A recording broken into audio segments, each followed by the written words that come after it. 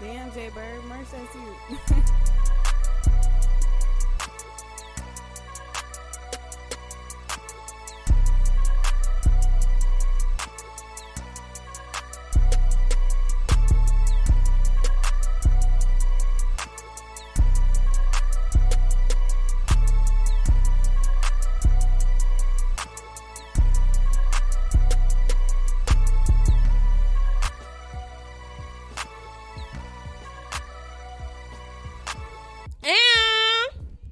Welcome to the Black and Balanced podcast. This is your host, Kirsten Simone. If you didn't know, we like to think of this space as the happy medium between ratchet and righteous, and you are tuned in to season 2.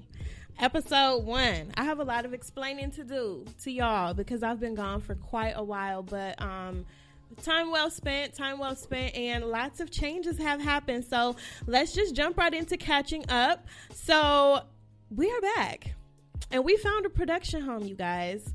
TDR has welcomed us with open arms, and there are a lot of great things in the works for Black and Balance and TDR paired together, so I'm really excited. I'm so happy to have the stress of every little thing about podcasting off of my back, which is one of the reasons that why I slowed down and actually came to a complete halt. I totally did not expect that, but we'll get into that conversation later. But just having to be responsible for everything. I'm the one to write my outline. I'm the one to record. I'm the one to edit. I'm the one to pick the background music. I'm the one to do the caption. Like, it's just, I didn't want to be the one to do that. No. I just wanted to talk. I know how to talk. I'm good at talking. Now that's all I got to do.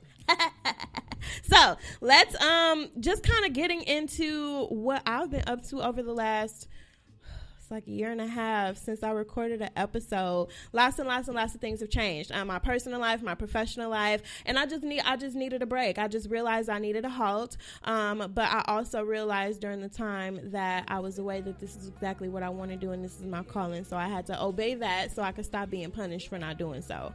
So the last time we talked, I was working in lending. I am still in the banking space. I was out, probably my most big girl job that I've had thus far. And I was esteemed, and I was proud of myself in that, but I was miserable there. The company, I'm not going to say, anything about the company's name, but what I was experiencing at that company, being one of the only people of color in my entire division, over like 120 people, as well as being one of maybe like 10, millennials, was just something that I was not about to sit up and tolerate. I literally had gotten to the point where I was at work on the phone with customers, like crying, like muting them, like, oh my God, I hate it here. What can I do for you? Like, it was just like too much. So I put my 2 weeks in with no backup plan. I had a partial backup plan. I was in the process of interviewing for a very light position with the city, and I got really far, and it was looking very, very promising. And at the tail end of the process, they chose someone who already worked for that department, which rightfully so. Why not? But I was just like left with like, okay, bitch, what's your plan B? Because you did not think this through well. But and it's frantic that was for me because I'm such a planner. I'm such a person who lives my life in lists. I like to know what's coming next. I like to be in control. I needed to just like be. I needed to be. I found that I had attached myself so heavily to this title, to this, professional success. I had attached myself to this so much so that I didn't feel successful without that job, and then I began podcasting. And I was in the process of planning the Black Night Market. If you guys remember that, if you were there, summer of 2019, thank you for your support. But I was in the middle of so many different things. I needed to attach myself to something. I needed to feel accomplished in something, and that my job was my thing. That was what I was good at. Banking has always been what I was good at. So when I didn't have that to attach myself anymore, I kind of got lost. But it was a long way of like just finding myself and figuring out, what do I want to do, and how can I do that? How can I get up every day and be like, you know what, I'm cool. I get to go to work. Not I gotta go to work. And I had to figure that out, and it took a whole lot of side hustling, a whole lot of busting my ass, a whole lot of broke days. I ain't even gonna lie, like that humbled the hell out of me, but I appreciated that time. I really appreciate. It was probably like 8 months that I went and did not work like a corporate job or a big girl job. I did some contracting work. I did Lyft. I did some hosting. I did some everything. Anything you could think of, I, was out here busting my behind to try to make sure my bills was good, because like I said, I did not have a backup plan. I was out in these streets by myself. But with the help of my friends and family, they really held me down. But I'm a grown-up. Like, I can't be crutching on everybody, so I had to figure it out. And in the midst of figuring that out, I had to keep myself sane and keep myself from going crazy with anxiety. Like, bitch, what is we about to do? So in the process of all of that, those that know me close know that over the last 4 years, I have been trying really hard to get a job with an airline.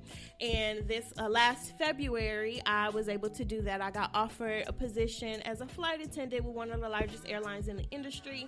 And it was on my very first go-round face-to-face interview, which sometimes it could take 3 and 4 face-to-face interviews, 3 and 4 tries to get in with an airline, especially an airline of this stature. And then, so I got that. That was February. I was like, cool. I was ready and preparing myself for this lifestyle change, because going from working in a corporate setting, a 9-to-5 setting like I did, to working, as a flight attendant where I was going to be all over the world all the time and not seeing my family and then people close to me, not having a traditional job or traditional schedule to follow by anymore. It was literally going to break everything that I had, been groomed to know and grew to know since I've been working, in a 9-to-5 setting for the last 10 years. So I was just readying myself for that, ready in my mind for that. I had came back home from my interview in February and found a solid job, a good paying job that I could work in the interim. I'm like, cool, this is like a little 6-month plan. I know I'm finna go to training. I'm gonna duck off and go to training for a couple of months, and when I come back, it's gonna be time for me to pack my bags and go wherever they tell me they want me to go. Ready for that, ready for the world. Got back, COVID came and snatched my job. COVID came and snatched my job, y'all, and I was devastated, because yet again, I was left with no plan B. I was at a job that I didn't hate, but I was just like, damn, this is not what I was trying to do. Like, this was not supposed to be a long-term situation, and now I am here long-term because bitch, I need some coin, and we're in the middle of a pandemic. Like, I can't just quit. Like, so I had to stay there, and I had to just, thug it out and figure something else out. And it was probably the best thing for me. It was really, really a blessing, in disguise, the pandemic was for me anyway, because while a lot of doors shut, a lot of other doors open, and it just allowed for me to do so many other things and to just, realize that I have options. I have more options, and I'm never in a box. So that's what we're doing now. We jumping out to make sure that we ain't never in no box. So, I just, long story short, all of that to say, everything that happened then throughout that last, year and a half that I hadn't been on air, I was beating myself up about it. I would almost get mad. I'm not even gonna lie. Like, I would have people asking me literally maybe from the last episode recording to date, probably once a week, when are you coming back? When is the podcast coming back? And after a while, I got irritated and I got mad because my feelings was hurt. I didn't know what the hell I was doing. I had detached from this job, attached myself to something different. I got in a relationship. Like, it was so many things going on. I was out of balance. So it's like, damn, I wish people would stop asking me about this podcast. I don't know. Like, I don't know. I don't have any more mental capacity to do anything else. So, but everybody rocked with me. Y'all really rocked with me. I'm so grateful for my listeners. I'm so grateful for people who still listen to episodes that were recorded over a year ago. I get Snapchat videos, Instagrams all the time. If people are like, I needed this message, so I'll listen to this episode again. That is just like heartwarming. That was the fire I needed under my ass to come back before you today. And although it took a forest fire, thank you for all of your little bit contributions. So, Thank you for all of your support and your love. I'm so appreciative. Now, we got some new segments to get into here on the show. I wanted to make sure that when we came back, we jazzed it up a little bit. And it's a lot to talk about. A lot of things have happened between, the last time we talked and now. And a lot of things are happening in the world right now. So we are just going to just jump right in. Our first segment that we're going to discuss is going to be Buzz in the City. So this past weekend was a busy weekend for your girl. She was out. So Friday night, my friend Keisha, and let me just tell y'all, my friend courted me better than some of these niggas out here. So y'all really need to be ashamed, because my friend asked me on a friend date. Shout out to Keisha if you watching, baby. I love you. Thank you so much for my date. I had so much fun. She asked me on a friend date when I got to the car. She picked me up. When I got to the car, she had some flowers for me. We went to dinner. We went for drinks. It was like such a great time. And it's still a lot of buzz going on in the city. Saturday, I went on another friend date. Shout out to my BFF Sierra if she's watching. We tried to go to Sweet Diner, but Sweet Diner was cracking. So I'm not sure who's letting everybody know about all of the new restaurants, like the little spots that used to be duck-off spots to go to, and y'all just revealing them. But please stop. But Sweet Diner was like cracking, like wait list 45 minutes 30 minutes. Like I didn't have that type of time, so we hopped over to Wicked Hop, one of my favorite all-time brunch spots here. I'm such a brunch whore. If you want to make me happy, take me to brunch. It's really that easy, honestly. So we went there, we had some bomb brunch, and while we were over there, we walked past the Lily Pad Fine Arts Gallery on Broadway, and they had their first art gallery viewing, like their live in-person viewing of the year, and that was Saturday and Sunday that they had it. But it was just like so nice to see the city kind of alive again, although we're in a pandemic, and I know that's probably a bad thing to say, and I'm really sorry for anybody who is affected by it, but damn, like I just want to go outside. I really want to go outside. I promise I'm gonna wear a mask. I want everyone else to wear a mask. I'll keep Lysol in my purse, but I need to get up out the damn house. Like, and honestly, I'm grateful because I've been working throughout the whole pandemic, so it's not like I've had to be like quarantined in the house. Like now I'm working from home. The people who are working from home, more power to y'all. I would be asleep. Like I'm not sure I could weather not being able to go outside and kick it, and now I'm working in the house, so it's just double house. It's just me in house all the time in the house. Like it's a lot of house. So shout out to y'all, because that's something that I'm a busybody. I need somewhere to go. I need a plan. I need something to do. I need to get up out of the four walls so I don't go crazy. But Lily Pad was cracking, so that was a good experience. We went to Keisha and I went to S Lush Friday night. Am I saying it right? Is it Slush? It's in Kenosha. It's a black-owned business, and it was such a vibe. Like, nice little drive. It wasn't too bad of a drive. It was just a cute little vibe, a cute little spot. If you don't want to think of maybe what Brownstone would be if it was a little bit bigger, like in like a margarita bar. So they have all these different margaritas, but it's kind of shaped like Brownstone is shaped, but just a little bit larger. And it was a nice little vibe. They had great food. They had great drinks. And that was just a good experience to have and to be out and see something new, because it's been a long time since I've been able to actually like go to a new restaurant and be like, oh, okay, this is a vibe. So I'm happy for that. Oh, we got some viewers. We got a lot of viewers on? Oh, okay. Y'all missed me. I missed y'all too. So, speaking of art gallery, speaking of Lily Pad, we are approaching, if not already, I want to say today or tomorrow makes 30 days since our creative brother, late great Rob Smith, has been passed.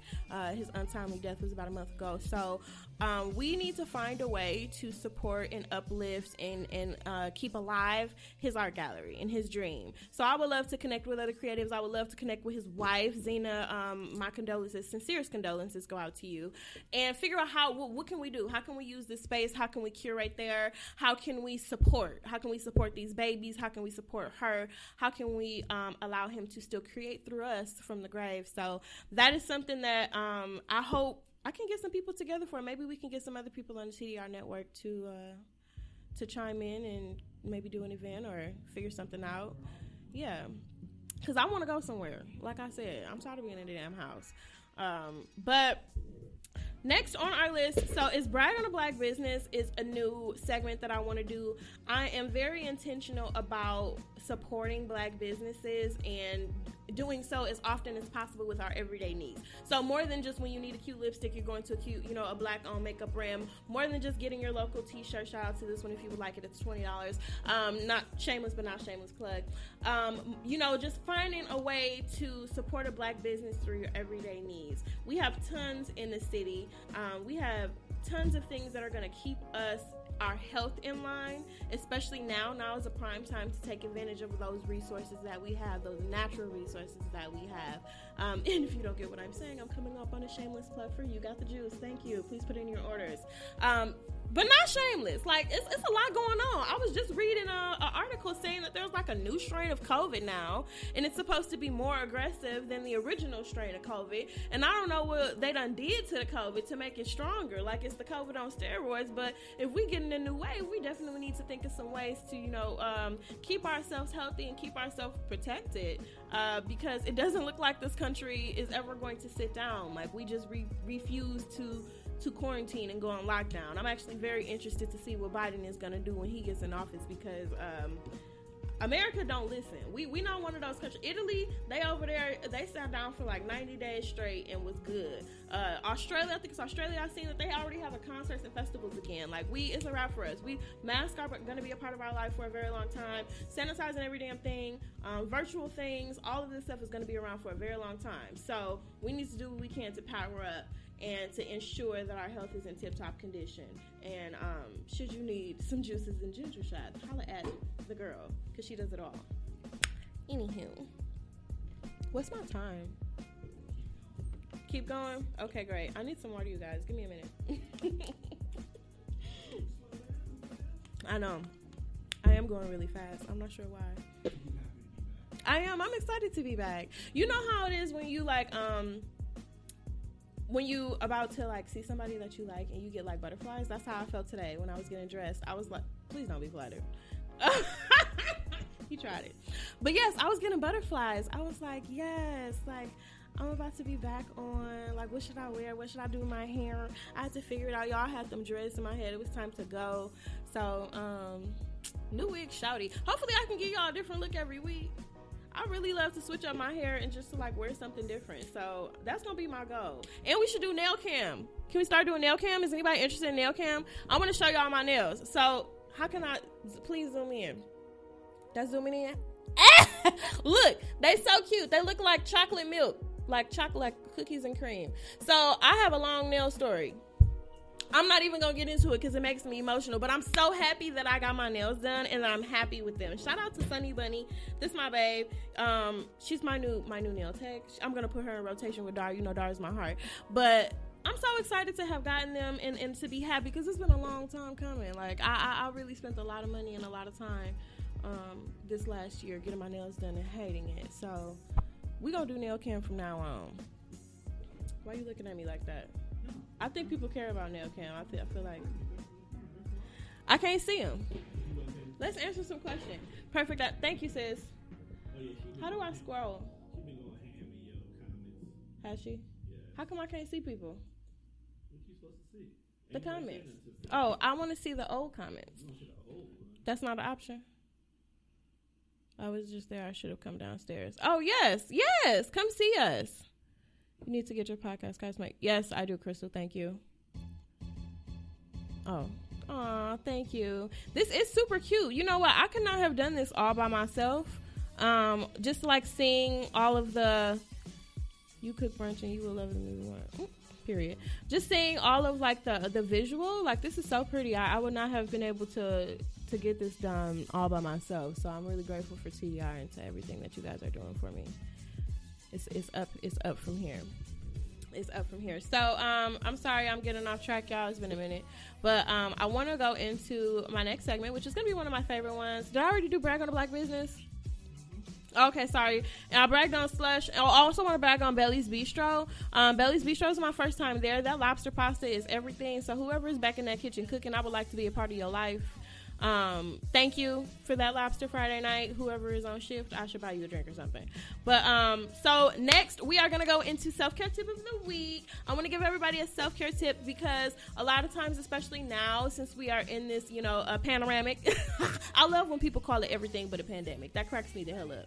I seen a girl call it a philanthropic the other day. It just sent me. But anyway, since we are in a pandemic, it's a lot of things that people are uncovering about themselves and having to be trapped up in the house. And we're all going through our own little stresses and our own little overwhelmings. But you always want to implement some type of self-care into your daily routine if you are able to, into your weekly routine if you are able to. Something I recently did, I checked myself into a hotel for a staycation. So I just needed a little bit of time away from familiarity, and I checked into the Drury Hotel downtown on Water Street. It was super cute in there. It was nice vibe. It was just like me and my little candles and my affirmations and my journal. It was everything I needed it to be, just by my damn self. So if you are able to get away that way, get away. I think I paid like $58 for the hotel online. The little ones that they pick it for you, and I just got lucky to have 3 options to have choose from. So it was very inexpensive. If that's not something that's within your budget, take yourself out on a self date, or just go someplace alone, someplace that you like to be. If that's Barnes & Noble, if that's Total Wine, they also have free samples on Saturdays. Take yourself there and just get lost in the moment. Don't think about anything else other than what you're doing in the moment. That used to be yoga for me, but since yoga and Joanna have seemingly disappeared from my life, like I have not done the virtual yoga because I need to see you. I need to be near you. I have become emotionally attached to Joanna. So if you're watching, if you're listening, please come back to me. But that used to be my yoga time. I would just hone in on yoga, and I would tell myself in my mind, like, I'm not going to focus on anything right now but doing these moves and getting these things done. So maybe that's more so what, like, you can use as a focus and as a guide for your own self-care. Pick an activity. You know, if that means taking a nap and not giving a damn about what else is going on, do something to yourself, you know, for yourself, to just give yourself that peace and give yourself that reset. That's totally necessary, especially now in these times where we got so much to think about and so many other things are happening in the world. Let's see some comments. Yay! Hi, Joey. Yeah, no, virtual yoga, I feel like when I'm watching, when I'm listening, I need to watch. So I can't do the moves and listen at the same time because I need to see her do them, and I need to see me do them, see me that I'm doing them right. So virtual yoga is not my vibe, but Joanna is a great instructor, so I'm sure she'll be able to get me through. Jamila is doing yoga upstairs, I think, at 6. I have nobody's yoga clothes. I'll be up there doing yoga in this right here. I'll probably take my wig off, though. Aw, thank you, baby. Thank you, baby. First show, not me seeing my basic new nails. Brittany, go see Sunny. Shoe and nail cam. Like, y'all don't want to see my shoes today. That means I have to get fully dressed. That means I would have to get fully dressed to come here if I'm going to do shoe and nail cam. Nail cam is a hit, so we're going to keep doing that. The mail, don't do that. Don't act like you don't want to do nail cam, because now I'm going to surprise you. I'm going to be like, you're going to know all the shapes. You're going to know the name of all the little, the encapsulations, all the design types. Let me tell you, I'm a freak about the nails. So we're going to be here with it. We're going to be here. You're going to have to learn this, because nail cam is going to be around for a very long time.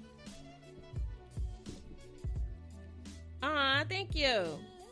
I got a hunger headache. I probably should have eaten today. Oh, speaking of eating, I think tomorrow I'm going to start a celery juice cleanse. I ate like a grown man this past weekend, so I'm going to do that. If you want to do that with me, watch my live tomorrow morning. I'm going to juice up some celery. That's probably my favorite cleanse to do because it's so easy. You just take 16 ounces of celery in the morning on an empty stomach and you be straight. That paired with some turmeric and some ginger is definitely going to keep me in line to be snatched for my birthday. I think I have a very hard week I have to think about the look. Oh, yeah, about what to wear on this camera. Yeah, because it's like now I have to actually be cute. I can't come up in here looking homeless. But do know that I'm frequently at the Sherman Phoenix looking homeless. So should you see me and I don't look glammed up, don't be surprised. Don't ask me what's wrong. Don't ask me if I'm sick. I'm going to cuss you out. Don't do that. That's rude. I can't stand. Like, why would you think I'm sick just because I ain't got no makeup on? I had a coworker ask me that one time. She was like, "You're not feeling well? You didn't do your eyebrows today." That was not melanated, and I was like, "Margaret, you don't do your eyebrows any day. Are you ever feeling well?" That's why I had to get up out of that space, because it was gonna make me ghetto. It was taking me back to 14th and Keith, and I don't be wanting to be there. But now I'm really excited to be at the job that I'm at because I'm around people who are more like-minded and that look like me. And it's probably my first time being around so many black people at work. It's a lot of activity going on at the job. But let me tell you, I love it because we are able to relate. Like now in the space that I work in, I'm a personal banker. leave the name of the company out because the views and opinions expressed in Black and Balanced are not that of the company that I work for. So if you see me in my professional setting, you need to act like it. But I service people of the community. So I'm here. I'm with people who come at me. They coming at me sideways. They might be cussing me out. They might be coming in trying to figure out how they can scam some money, and I have to let them know, like, listen, you're gonna go to jail because I'm not losing my good job and good benefits for you. But I'm able to talk to them how they understand. Like, I feel like I don't have to use my customer service voice as much. Like, now I'm able to more so be myself, and they trust me because I'm doing that. Like, it's not like, you know, being unprofessional or being ghetto or talking to people like we in the streets. Yeah, I just don't have to code switch. And it's like now I realize how often I was doing that at work. Like, damn, you really was whole 8 hours, like, it's like being in a suit all day long. Like, I don't want to do that. I want to be able to relax. It's like, no, a waist trainer is a better example. Because when you're in a waist trainer, you sucked in, honey. You are cinched. And that's how I felt my personality was. Very cinched when I was at the workplace. So, shout out to being able to be your damn self at the job. What is your favorite shot? Oh, my favorite ginger shot? So my favorite shot that I sell right now it would have to be the Rise and Shine. That's been replacing my coffee lately. That one is carrot, ginger, turmeric, grapefruit, and orange. So that's been replacing my coffee in the morning, kind of keeping me energized. And it's so natural and so, you know, you don't even mindless. You don't even taste them spices in there. So that's my fave. Shout out to 14th and Keith, period. I grew up in the hood. Nobody ever believes me when I tell them I'm from the ghetto, especially like people who meet me in my professional setting or people who met me at school. Nobody ever believes I'm from the hood. So I often have people ask me where I'm from. I've gotten it quite a few times. People say I look East African or South African, one of the two. A lady in Timbuktu, I was in, not Timbuktu, the Hideaway one day, and she was like, you look just like my sister, she in Kenya. She was trying to pull up a picture of her. I'm like, sis, I promise you I'm from right here, the ghetto. So I often be having to let people know, like, no, like, girls, just because I'm not what you would think as, like, a hood girl, don't mean that the only thing that come out of the center of the hood is rats. Like, I am very balanced. That's hence the name of this show, Black and Balanced. Like, your inner ratchet has to live, you know, as well as your persona that you put on an everyday basis. Because being ratchet is not an everyday, like, every moment type of thing. Like, it's really something that you have to learn how to tame, as well as being professional and being eloquent and being all of these other different things. You have to know when to put your hat on and take it off. So I love telling people that I'm from the ghetto. That's actually my favorite thing to do. And I make them look up the documentary. Whenever somebody asks me where I'm from and they be shocked, I'll be like, yeah, 53206. You ever seen the video? You ever seen the documentary? You should look that up. You should watch it. I'm big on letting people know exactly where I'm from, because that's not something that I'm ashamed of, or that's not something that I feel like, you know, is a scarlet letter for me. I appreciate that, and I love telling corporate white people I'm from the ghetto. Like, absolutely, yes, we speak well as well. We are eloquent. We are educated. We have an expansive vernacular also. People expect a hood rat. They do.